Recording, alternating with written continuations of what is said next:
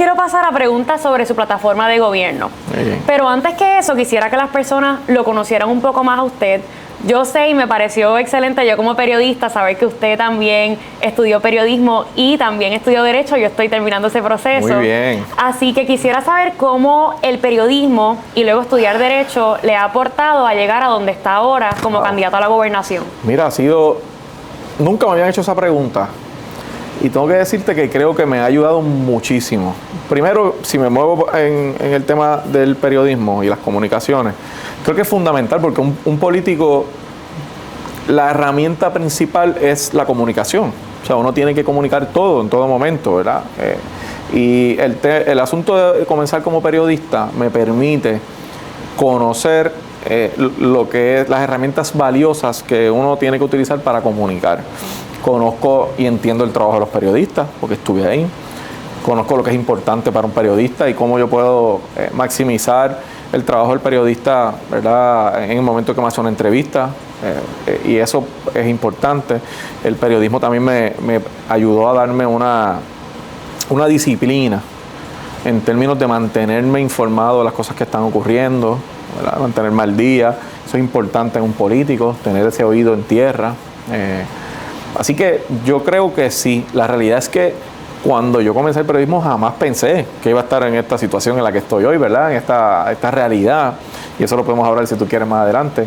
Pero sí me ha ayudado mucho. Y entonces, en términos de derecho, pues el derecho es fundamental en esta faceta porque te permite conocer cómo funciona la operación gubernamental desde el punto de vista legal, los procesos legislativos.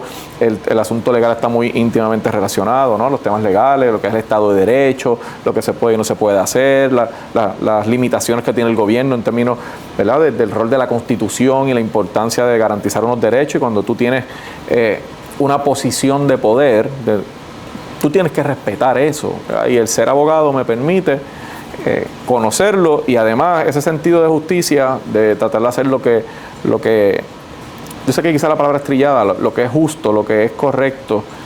El derecho me parece que me ha ayudado mucho a todas esas facetas.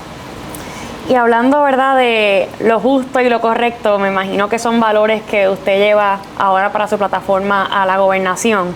Y con esto le pregunto, ¿cuáles son los asuntos claves que le interesa atender al ser electo, si es electo como gobernador?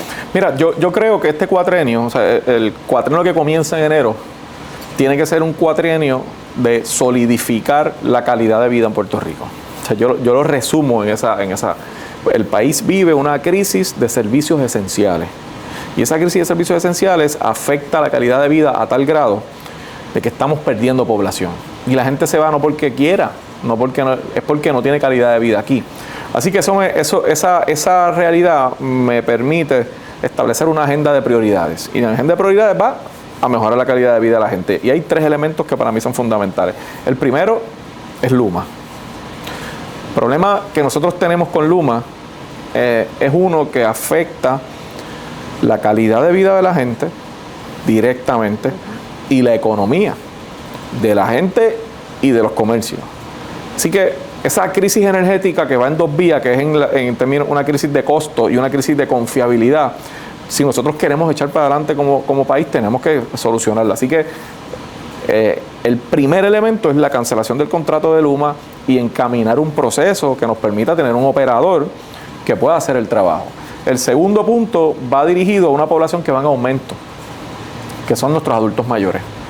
El país tiene 20 y tanto % de personas con más de 60 años y el estimado es que eso va a seguir subiendo y puede llegar a 30 próximamente. Pero allá afuera también hay una crisis, yo lo llamo una crisis de soledad, y hay una crisis de acceso a servicios de salud para esta población en particular, que por su edad, ¿verdad?, y sus condiciones es quien más lo necesita.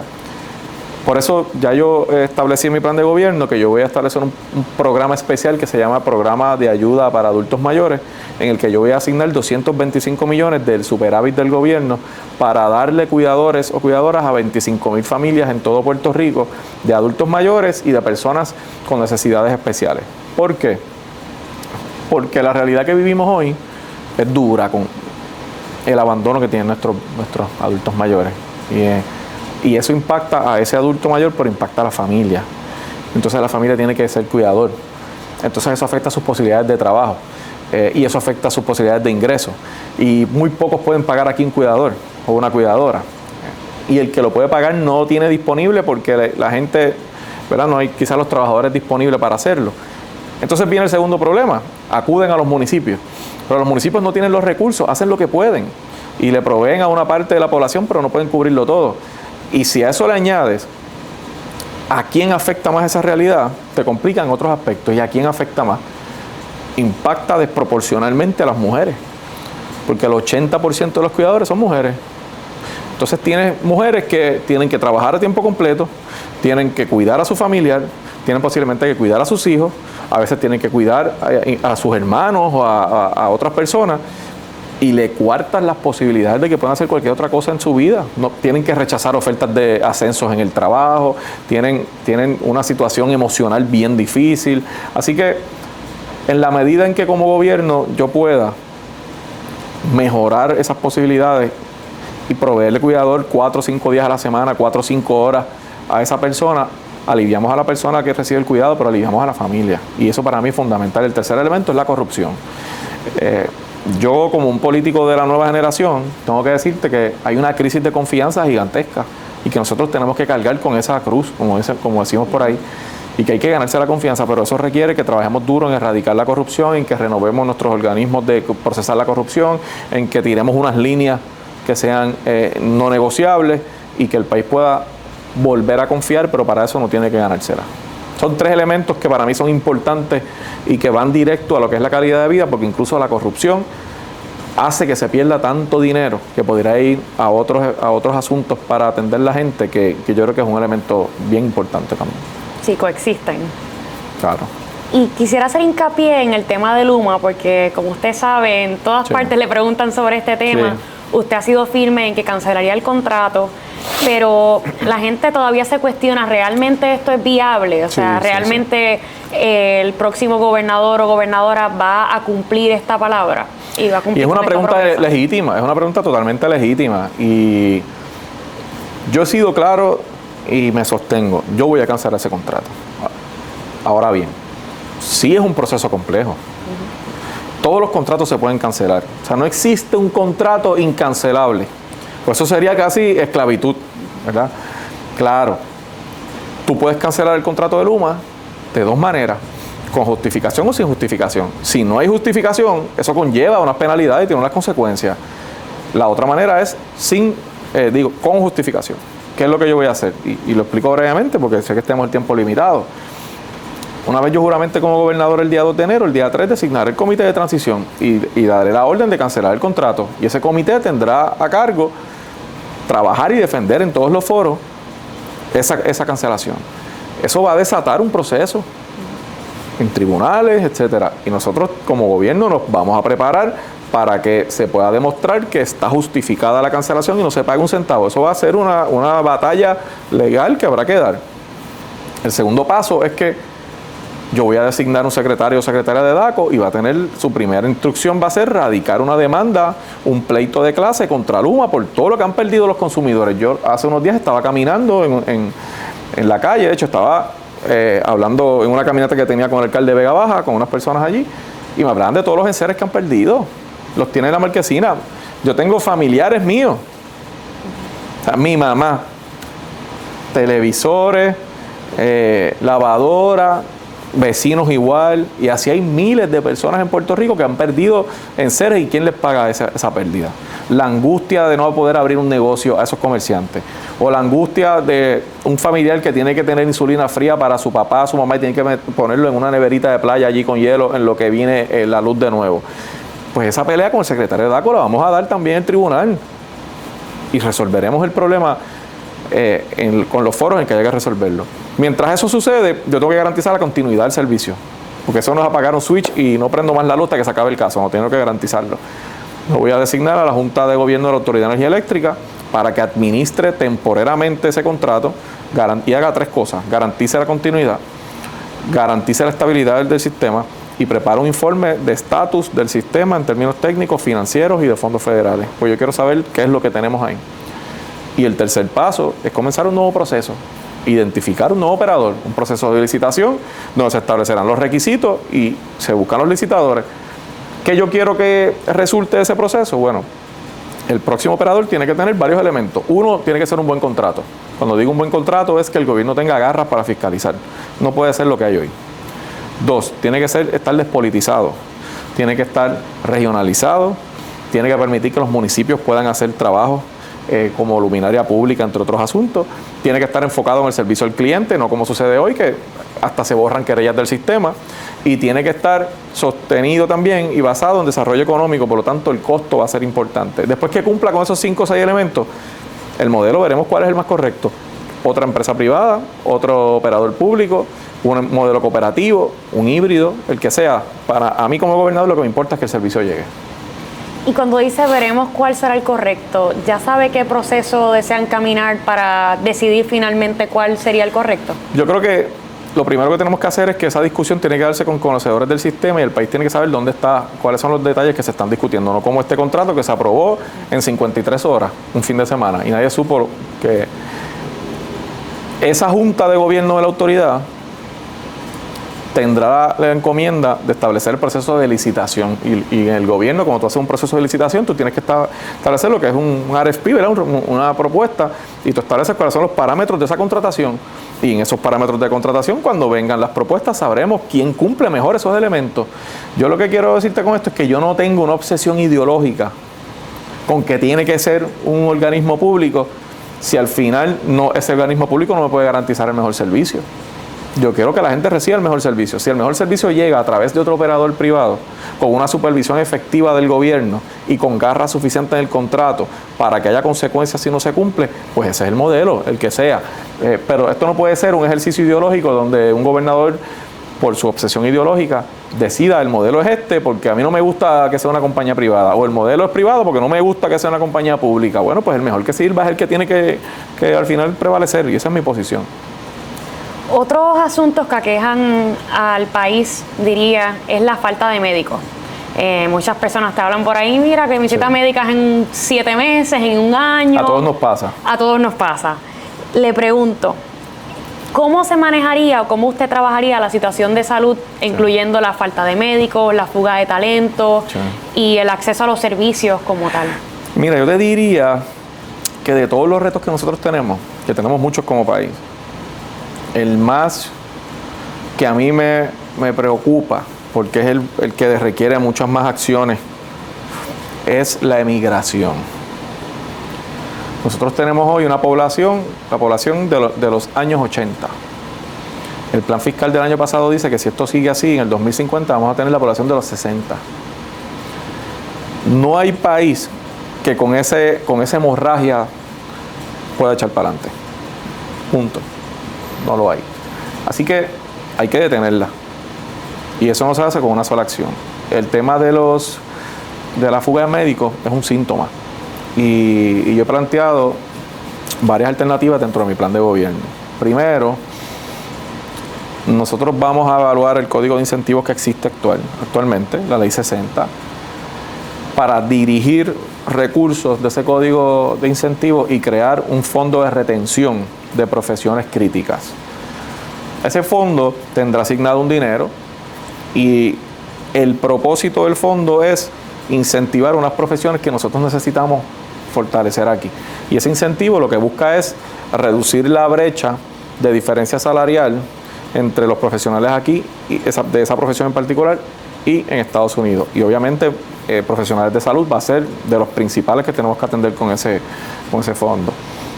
Quizás yo no pueda competir en salario, pero puedo competir en otras áreas, probablemente, ayudándolos con su vivienda, subsidiando sus estudios, eximiéndolos de muchas quizás responsabilidades contributivas que se subsidien con ese dinero, para que en la ecuación, entre suma y resta que ellos hagan, digan, bueno, el salario no es el mismo, pero tengo otros beneficios, además estoy en mi país, pues me quedo aquí. O hayan otros que quieran regresar. Eso es fundamental. Segundo, creo que tenemos, y es parte del plan, que reformular las juntas de licenciamiento. Eso es un tema que no mucha gente habla, pero en Puerto Rico hay profesiones que tú necesitas una licencia y en el área de salud ocurre. Y son procesos terribles, burocráticos, te detienen la posibilidad de tener tu licencia. Y cuando tú hablas con médicos, te dicen que eso es un problema. Así que yo reformularé todas esas juntas de licenciamiento para poder hacer un proceso más ágil. Número 3, hay una ley que se aprobó que busca la credencialización única, que lo que tiene que ver es con cómo tú te credencializas con las aseguradoras para poder cobrar, etcétera. Antes se supone que hay un proceso para cada una de las aseguradoras, eso se trató de uniformar en una ley, pero no se está ejecutando, hay que ejecutar esa ley, ¿verdad? Y número 4, hay que trabajar con el tema de las aseguradoras y los pagos. Y yo creo que ahí hay que ser más agresivo en la fiscalización y hay que asegurar que se pague por los servicios correctos. Así que son 4 medidas que yo creo que son importantes. Además, la 5ª medida, que no quiero que se me olvide, nosotros vamos a crear un grupo que se llama el Grupo de los 100, que son 100 estudiantes sobresalientes que nosotros vamos a identificar y que vamos a ayudar con fondos para su salario, etcétera, para garantizar la retención de ellos y de ellas en Puerto Rico. Así que lo que estamos tratando es de identificar distintas medidas que puedan ayudar a detener esa realidad y a tener profesionales aquí, especialmente los de salud, que sabemos que hay un problema terrible con la disponibilidad de servicios. Ahora quiero pasar a la juventud en Puerto Rico. La gran parte de nuestros seguidores tienen de 21 a 35 años. Y a esa edad usualmente pues uno son mayores que yo. A esa edad uno usualmente va a alquilar o va a empezar a comprar y encuentran, y me incluyo en la ecuación, unos obstáculos que uno dice, Dios mío, pues nunca voy a poder comprar, nunca voy a poder alquilar. ¿Cómo usted podría trabajar para que la vivienda sea algo más accesible para todos, pero particularmente para la juventud que quiere empezar en este proceso? Pues mira, yo tengo que decirte que nosotros creamos aquí un grupo que se llama el Comité de Futuro. Ese grupo lo que hizo fue recoger a través de toda la isla preocupaciones de los jóvenes para que fueran parte del plan de gobierno. Y el tema de vivienda era el tema principal. Cuando yo vi los resultados, aunque sabía que eso era una preocupación, me llamó mucho la atención que fuese la preocupación principal. Así que estamos muy claros que eso es una realidad. Yo tengo varias propuestas que van dirigidas al tema del acceso de vivienda. Primero, yo soy un ejemplo de un joven que a sus 22 años tenía que comprar una casa y la compré con un programa que se llamaba La Llave para tu Hogar, que era un programa de la gobernadora Sila Calderón que ayudaba con préstamos y con un subsidio a personas a comprar su hogar. Y en ese año, para allá para el 2000, 2002, por ahí, yo adquirí mi primer hogar así. Yo que tenía un trabajo part-time, ¿verdad? Y no tenía los recursos, así que yo creo que el gobierno tiene el poder de ayudar a mucha gente. Así que lo primero que yo voy a hacer es que voy a asignar fondos para programas que puedan ayudar en la adquisición de viviendas, principalmente en ese pago mensual, para bajarlo lo suficiente para que personas que no tienen todos los recursos puedan tener acceso a pagos mensuales y ayudar a parejas y a jóvenes a comprar vivienda, número 1. Número 2, vamos a utilizar los fondos de FEMA, que son para construcción y reconstrucción. FEMA estableció que esperaban la posibilidad de la construcción de 50,000 viviendas, pero lo que se había hasta el momento construido eran cerca de 4,000, menos de 5,000 viviendas. Así que nosotros vamos a dirigir, yo voy a crear un grupo especial de conocedores del área de construcción y de la industria para utilizar la mayor cantidad de fondos posible, esos fondos federales para construcción de vivienda, inyectarle un programa especial a esas viviendas donde el gobierno va a permitir que los permisos sean de manera expedita, siempre y cuando no haya un tema ambiental involucrado, para que salgan lo más rápido posible con una meta de construir por lo menos 10,000 viviendas al año con ese programa, que es nuestra meta para tratar de lograrlo. Y el otro asunto que queremos trabajar son 2 temas adicionales. Uno que se llama la Alianza Municipal de Vivienda. Ahí lo que queremos trabajar con eso es, hay más de 350,000 estorbos públicos en Puerto Rico, viviendas abandonadas, ¿verdad? Nosotros vamos a crear una alianza con varios grupos. Primero, yo soy de los que cree que el nuevo gobierno tiene que ser un gobierno colaborativo, que traer a la mesa a otros jugadores que nos puedan ayudar. Esa alianza municipal va a incluir los municipios, va a incluir las cooperativas y va a incluir los contratistas locales de construcción. ¿Qué yo quiero hacer? Que identifiquemos las llamadas casas abandonadas y a través de una alianza con el municipio y con las cooperativas podamos adquirirlas, se hacen los procesos legales que hay que hacer, se invierte en reconstruir y se puedan hacer disponibles. Y mi deseo, y así está puesto en el plan de gobierno, es que se establezca un proceso prioritario para madres jefas de familia y para parejas jóvenes que tengan hijos pequeños puedan adquirir esas viviendas a través de ese programa especial, ¿verdad? Y es importante por muchas razones, ¿no? Por la disponibilidad de vivienda, pero además de eso, porque queremos que las familias puedan tener sus viviendas y fomentar que nazcan más niños también aquí, para que hayan, ¿verdad? Se corrija, tiene que tener una seguridad. Y el cuarto programa es un programa piloto que vamos a crear que se llama Viviendas Intergeneracionales, que es un concepto que se ha hecho en otras jurisdicciones, donde se establecen viviendas donde puedan coexistir adultos mayores y jóvenes universitarios, etcétera, que además de fomentar que tengan un hogar, fomentan la convivencia de esas dos generaciones y que incluso se pueden establecer programas donde esos mismos jóvenes trabajen en esas mismas zonas y tengan unos servicios para los adultos mayores. Así que es un tema prioritario para este servidor, porque el país necesita vivienda, no tengo duda de eso. Y precisamente esa es una de las razones, creo, porque los jóvenes se están yendo del país. Sí, sin duda. Y entre otras. Pero, ¿de qué manera usted como gobernador podría retener que los jóvenes se queden en Puerto Rico y que no se vayan a la diáspora y que puedan servir al país? Pues yo creo que no hay una bala de plata, ¿verdad? Que yo te pueda decir, esto es un reto que va a requerir tiempo, ¿verdad? Y todos esos programas que yo te he mencionado, programas de retención de profesionales, de identificar estudiantes talentosos para poder hacerlo, de vivienda, son fundamentales. Además, en temas contributivos, yo creo que también hay que atenderlos. Yo he planteado que anualmente, todos los años, en los recaudos adicionales que el gobierno tenga, se le devuelva una parte a los contribuyentes en un cheque todos los meses de octubre, donde el gobierno le devuelva a los contribuyentes el exceso en recaudo después que cumplamos con las obligaciones del plan fiscal, ¿verdad? Del plan de ajuste. Porque creo que si recogimos de más es porque le cobramos de más a la gente, ¿no? Y yo no quiero fomentar un gobierno que gaste de más, pero tampoco quiero fomentar un gobierno que le cobre de más a la gente. Así que son medidas que vayan dirigidas poco a poco a mejorar esa calidad de vida de la gente para que hayan razones para quedarse. Igualmente tenemos que trabajar con el tema de los negocios y los permisos. La cantidad de jóvenes que quieren tener su propio negocio es enorme, pero los obstáculos que encuentran en el camino también lo son. Así que en ese sentido me parece que ese es otro tema que nosotros queremos atender desde el punto de vista de desarrollo económico.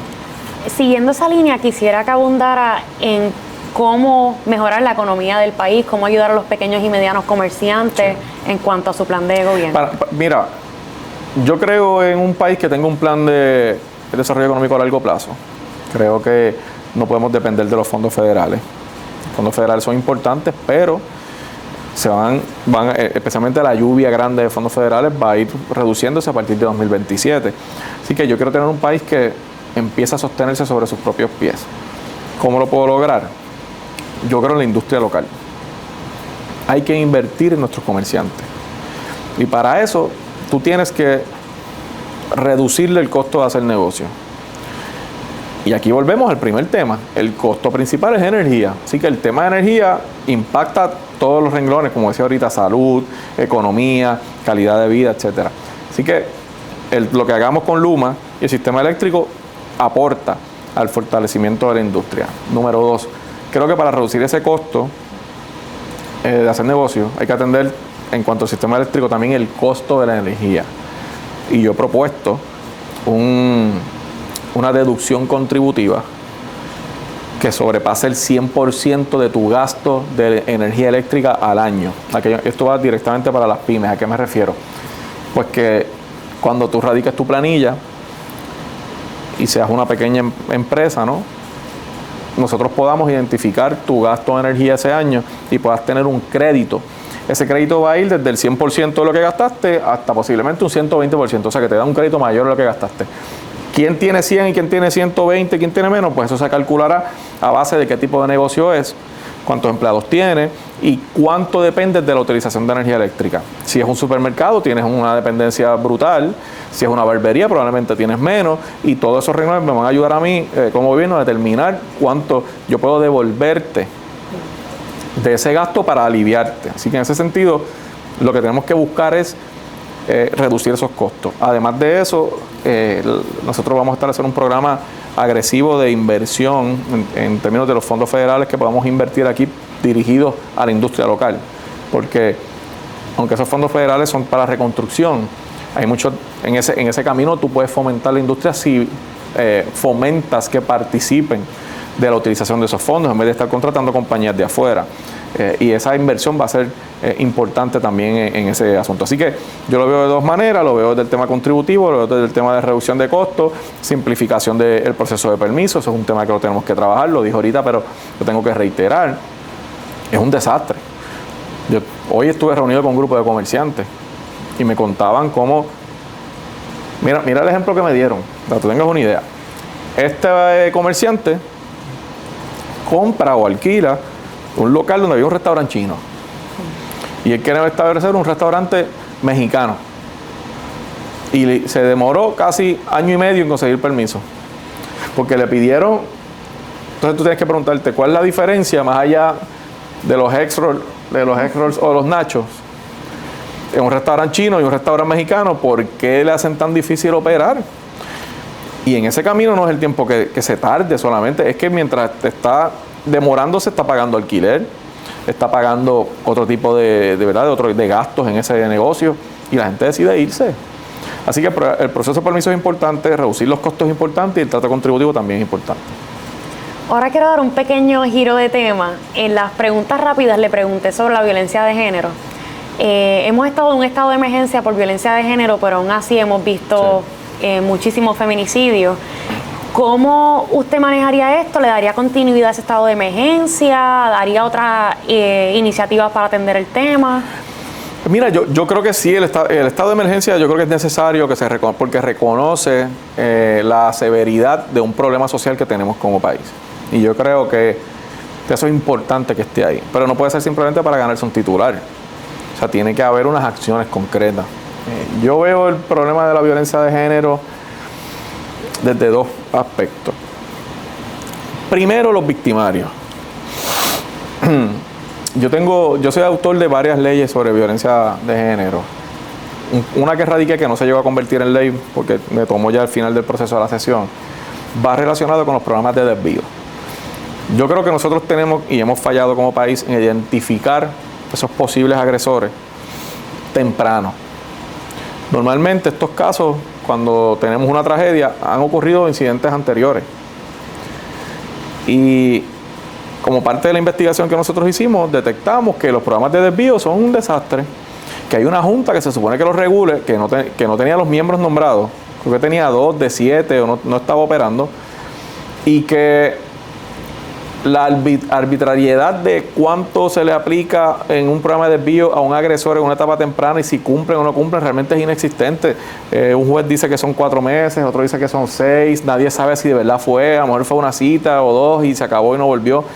Yo establecí en ese proyecto, y lo adelantaré cuando sea gobernador, que mínimo tiene que tener, porque los estudios establecen que mínimo para un cambio de conducta como ese tú tienes que tener un tratamiento de por lo menos 2 años.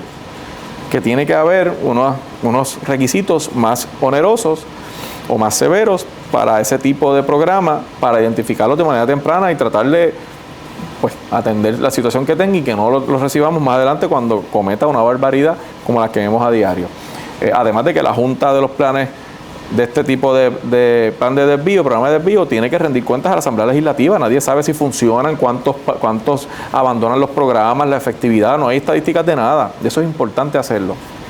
Y el otro aspecto, obviamente, es la víctima. Y para eso yo voy a establecer un programa que está basado en el programa Rama de Carolina. El municipio de Carolina tiene un programa muy exitoso. Hace muchísimos años, gracias a Dios, no hay un asesinato de una mujer en un caso como este, de una víctima de violencia de género en Carolina. Y ese programa está basado en una intervención multidisciplinaria. Una vez allí en orden de protección, el municipio toma conocimiento, la policía municipal tiene una división especial para eso, se le asigna un oficial, ese oficial tiene contacto con la víctima, hay una vigilancia constante todos los días, hay una intervención multidisciplinaria del municipio en términos de asistencia legal, de tratamiento psicológico, de ayudarlas a buscar empleo para sacarlas del ciclo de la violencia económica. Y digo ayudarlas porque el 90% de los casos son mujeres las víctimas.